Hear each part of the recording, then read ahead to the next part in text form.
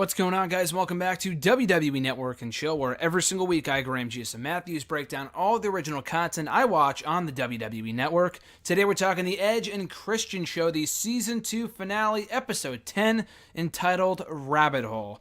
Usually we get a bunch of skits here in the show and funny segments. This is an episode completely different, completely unlike anything you have ever expected or seen on this show before. So just a heads up with that. Although we do kick off with a return of Total Divos, which we saw in several episodes ago, with Edge, Christian, Dolph Ziggler, Fandango, Tyler Breeze, Zack Ryder, and Kurt Hawkins doing a spoof of Total Divas. And Christian calls out Edge and when his birthday is, and they start bickering over that. And then Christian storms out, gets mad, rides away on a bike with a girly helmet on, and then flips Edge off on the way out. One of the funniest things I've seen on the show all season. And that's saying something. I thought that was a great way to kick off the episode. So then we were presented with the climax, as Christian and Edge call it. The climax of the Edge and Christian show being the season finale. And we see Tommy Dreamer getting his arms stuck in a vending machine. Why? I don't know. Don't ask.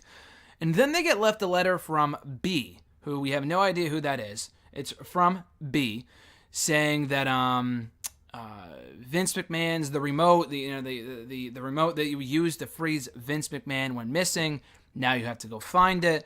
They trace that back all the way to Bray Wyatt. So they interrogate Bray Wyatt, who says you gotta guzzle in the juices of fortune or something along those lines. So it was an interesting line. So they go to the office where they freezed Vince McMahon all the way back on season 1, episode 1 a few years ago. And what did they find? They find Vince's grapefruits, which they then drink out of, which Vince's grapefruits has been a running gag in WWE for years now. They drink out of them. Their heads turning like kazoos. You would think you'd be watching this episode on acid based off all the stuff they show from this point forward. They do a spoof of Reservoir Dogs, where Edge takes off Mick Foley's ear with a barbed wire bat. And then we see Edge and Christian hiding in a closet, only to be found by Pat Patterson, who asks them if they're coming out of the closet. Subtle humor there. They then encounter Hornswoggle in this magical land, where a dinosaur then chases Hornswoggle, and Hornswoggle then chases the dinosaur.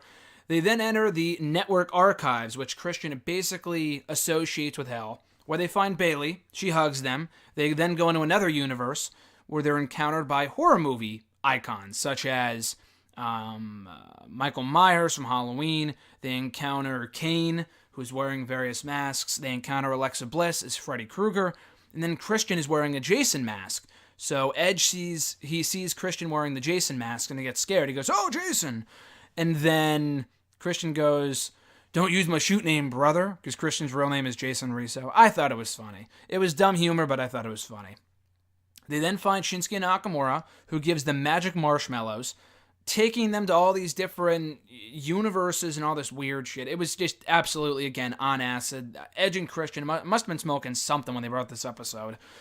And then they're confronted by a brass ring, which Christian cannot grab. And Edge goes, "You've had 20 years. You've had 20 years to find the brass ring and grab it. You can't do it now. Don't even bother." Then they see a glass ceiling. Maybe that's their way out. So Christian grabs a sledgehammer of sorts, I believe, starts to try to break through the glass ceiling, only for it to not break. So they try to break through the glass ceiling, and it doesn't work. And then Edge takes the sledgehammer. He tries to break through, and it does it in one try. So, again, subtle humor there. I thought it was great. Then they're encountered by some dude, I forgot his name, but it's not Charlotte Caruso, hosting the Chump Stain Challenge. And the winner gets to survive, and the loser dies. So the premise of this Chump Stain Challenge is to guess the theme song with, like, humming and, like, this weird buzzing noise. They had to have known the answers to what this guy was going to do, just because I could not guess the theme songs for the life of me. One was like Bayley, one was Alexa Bliss, one was Too Cool. It was ridiculous. It's like, how would you know what the theme song is? It was so abstract. There was no way that you'd be able to associate someone, like it's like someone humming someone's theme song, unless it's an absolutely iconic theme song like The Undertaker or DX or John Cena or something.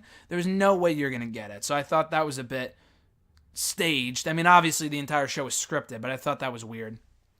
Edge wins, and then the gobbledygooker who was also there, who was essentially the executioner, is revealed to be John Cena, who promises to be Edge's new co-host on the 3rd season of the Edge and Christian show, which they joke about never happening, even though it might because John Cena's the co-host. So instead of letting Christian die, Edge goes, let's, die together. I'll do this with you. So Christian, he gets these montage, like this flashbacks, all these flashbacks in his head of the two being a tag team together and all their greatest moments over the last 20, 25 years. And then Edge's flashbacks in his head are all of his single successes in WWE, from becoming a WWE champion and a world champion. So he cannot care less about Christian, but not to the point where he'll die with him and jump off into this volcano with him. So they then jump off and get frozen in carbonite.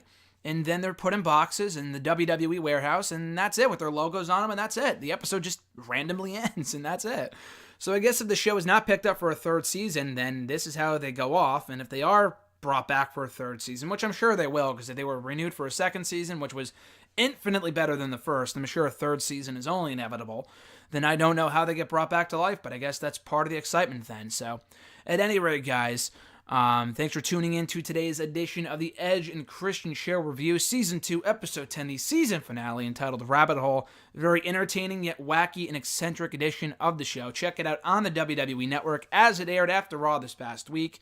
The show is now on hiatus, if not indefinite hiatus, going forward. So stick around for my total Bellas reviews right here on the channel in the weeks ahead, unless something else new airs on the network in the upcoming weeks, which I think tomorrow, or Sunday rather, after Elimination Chamber, WWE is airing a Mark Henry documentary, which is pretty cool. So I don't think I saw any advertisements for it on during Monday's Raw.